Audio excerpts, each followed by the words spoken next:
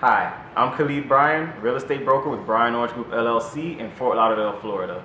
The last video I did, the intro to wholesaling and flipping, provoked several questions, and I realized there were two questions that came up more than others. How do I find these deals, and how do I fund these deals? Please understand there are risks associated with real estate investing. Make sure you're protecting yourself. If you don't know what you're doing, please do not hesitate to reach out to a professional. Contact a realtor, a broker, whoever you're comfortable with. I'm always available. If I'm not, I have a team of savage agents. Make sure you're doing your due diligence when buying these properties. You want to make sure you're doing your inspections. Make sure your contracts have an inspection contingency. Please understand, I'm not an attorney, so I can't really tell you how to write a contract, especially through YouTube. If you're doing this on your own without licensed help, without a professional, reach out to an attorney. Make sure you're doing this. Make sure you're investing safely. So do your inspections. You don't want any surprise. You don't want the roof to be caving in. You don't know if there's pipes that need to be replaced. You want to make sure you're in the know and you know as much as possible.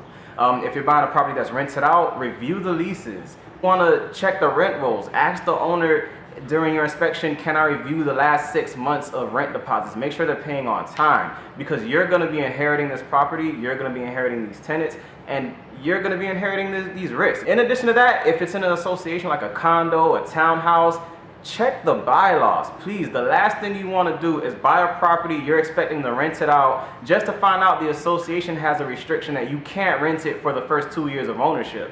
And now you're just stuck on the property. When it comes to funding, you do not have to have 6, 7, 8 figures in the bank to invest in real estate, do a flip, purchase an investment property. There are options for you. There are hard money lenders, which are private lenders in most cases, where they'll lend you cash to do these flips. The down payments vary. Some are 10%, some are 50%.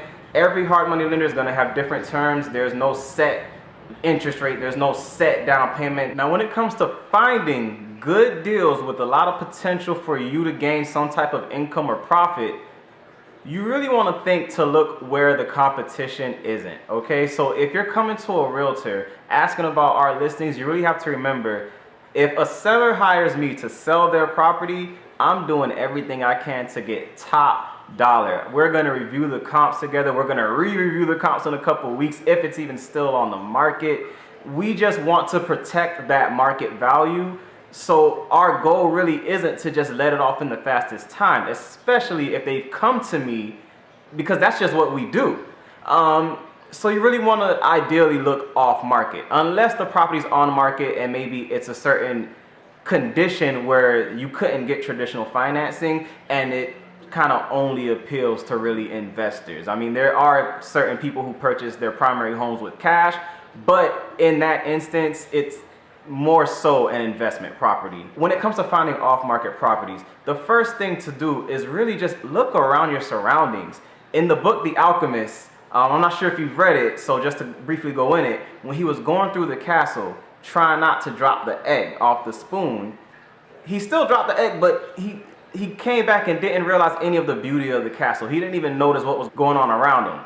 When you're in your own neighborhood, if you're just driving through, look around. If you see a property, maybe the grass is 3 feet high, you know, maybe there's boarded up windows, maybe there's been a blue tarp on the roof for the last 3 years, and you just don't see much activity. This property may be a good property for you to try to buy, get under contract. If it's vacant, what I would recommend you do is Google the address, see if it's already for sale.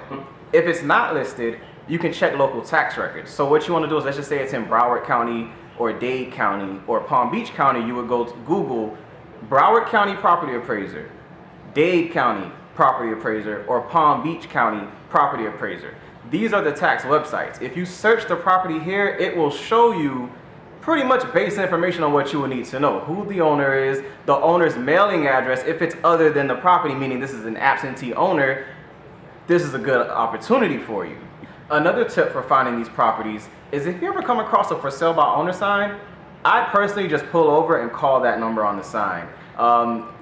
You know, if maybe you're not dressed appropriately, you're afraid they're gonna say, you know what, come inside right now, that's fine. Go home, take a breather, give them a call when you're ready. In some cases, you'd be surprised. That for sale by owner sign may be the only bit of marketing they've done.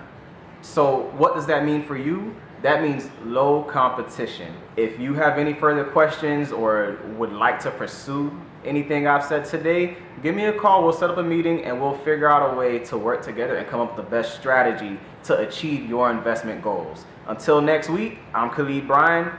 Take care.